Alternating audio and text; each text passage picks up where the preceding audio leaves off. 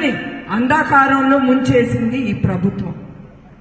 అందుకే నేను ప్రతి ఒక్కరిని నేను కోరేది ఒకటే, మీరందరూ ఆలోచించి ప్రజలు ఓటెయ్యాలి.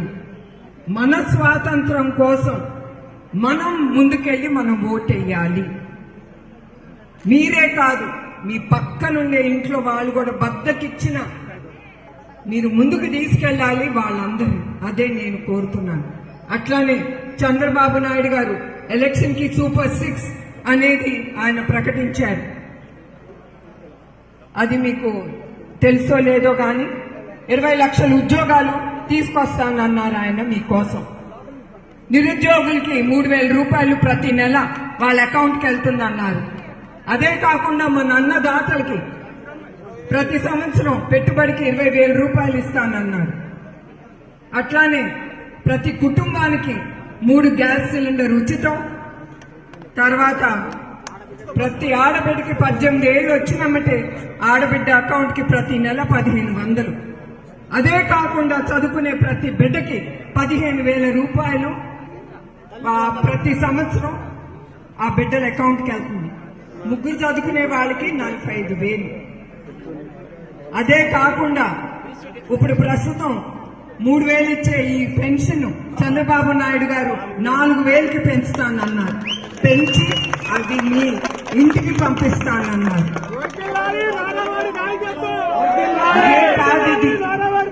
ఇప్పటితో ఆగదు చంద్రబాబు నాయుడు గారి ఆలోచన. ఇది ఒట్టి సూపర్ 6 కానీ ఆయన మళ్ళీ ప్రభుత్వం తీసుకొస్తారు. మీకోసం ఆయన పోరాడతారు. మీ సంక్షేమం కోసం చాలా పథకాలు తీసుకొస్తారు. ఇక్కడితో ఆగదు ఆయన ఆలోచన.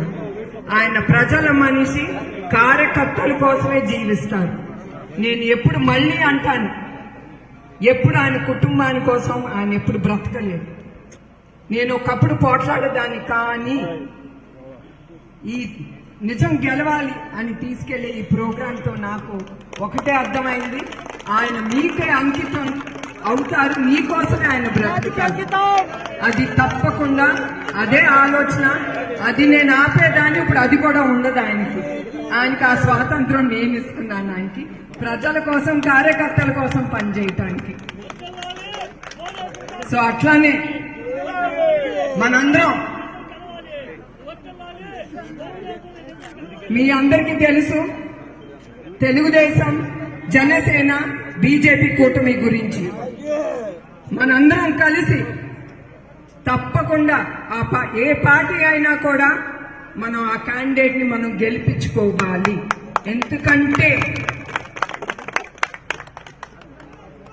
3 పతాకాలైన ఎజెండా ఒకటే. ఏంటి ఎజెండా చెప్పండి? మీ ప్రభుత్వం, ప్రజల ప్రభుత్వం రావాలి చివరికి, రాక్షస పాలన కాదు. అందుకే మీరందరూ ముందుకి రావాలి. మనం నందమూరి తారక రామారావు గారు ఒక పులి, అవునా కాదా? ఆ పులి బిడ్డలు మనందరం ఆయన్ని మనసులో పెట్టుకోవాలి.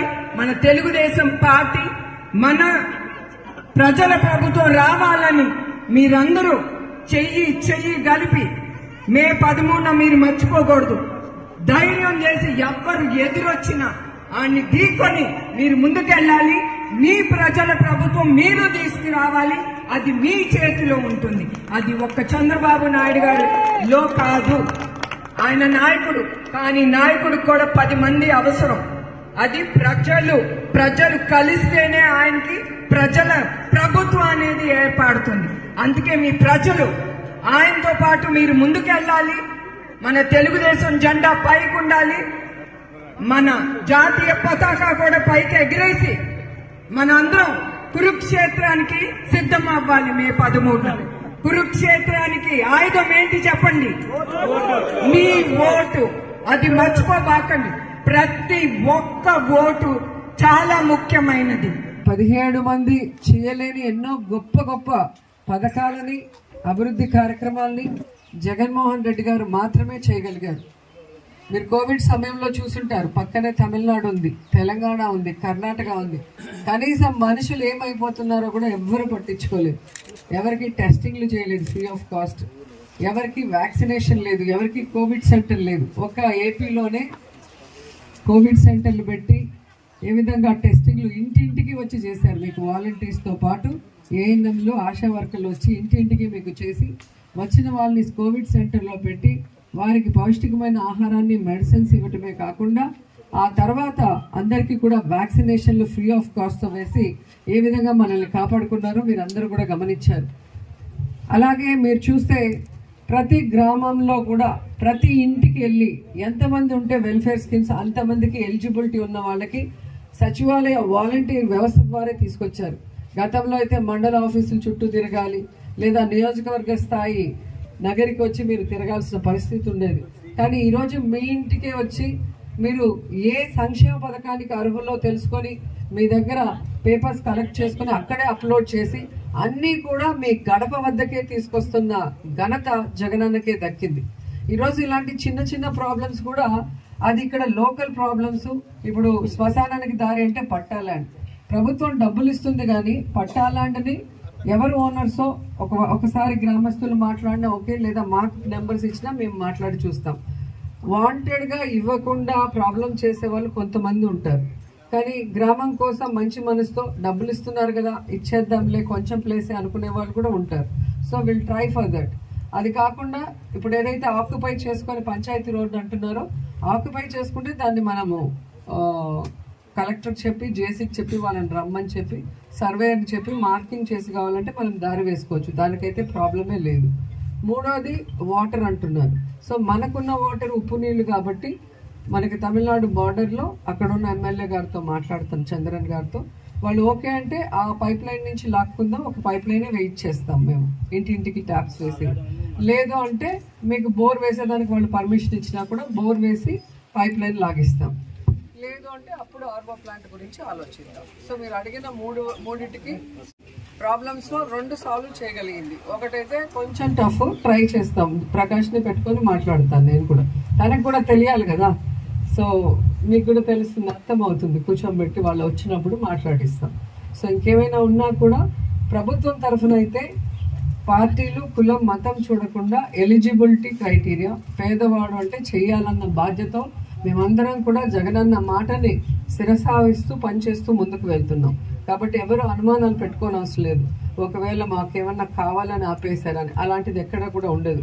మనకిచ్చే సర్టిఫికెట్స్లో టైం లేట్ అయితే తప్ప ఎవ్రీ 6 months ఉంటుంది. ఆ 6 months టైం వాళ్ళు అడిగితే చెప్తారు. ఏ పథకాలైనా కూడా దానికి ఎలిజిబిలిటీ వచ్చిన వాళ్ళందరినీ కూడా ఆ 6 monthsలో కలెక్ట్ చేస్తారు కొత్తవి. చేసిన తర్వాత 6 months అవగానే వాళ్ళకి ఆటోమేటిక్గా అవన్నీ వచ్చేస్తాయి. ఆసరా కానీ, చేయూత కానీ, లేదా పెన్షన్ కానీ, ఏదైనా కూడా. సో దానివల్ల మీరు ఎవరు కూడా అనుమానం పెట్టుకోని అవసరం లేదు.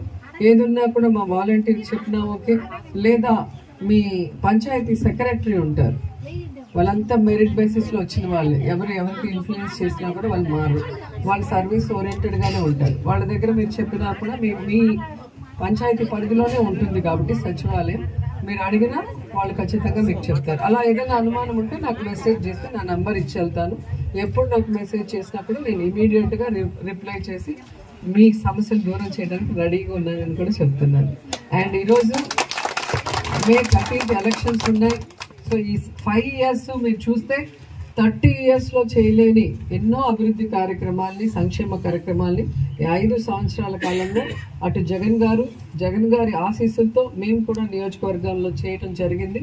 సో మరొక అవకాశం మాకు ఇస్తే మళ్ళీ 5 ఏళ్ళు మీకు సర్వీస్ని అందించడానికి మేము రెడీగా ఉన్నాం. కాబట్టి ప్రతి ఒక్కరు కూడా ఒక్కొక్కరు 2 ఓట్లు వేయాలి. ఒకటి ఎమ్మెల్యేకి, ఒకటి ఎంపీకి. ఫ్యాన్ గుర్తుకు ఓటేసి జగనన్నని నన్ను ఆశీర్వదించమని కోరుకుంటూ సెలవు తీసుకుంటున్నాను. జై జగన్, జై జై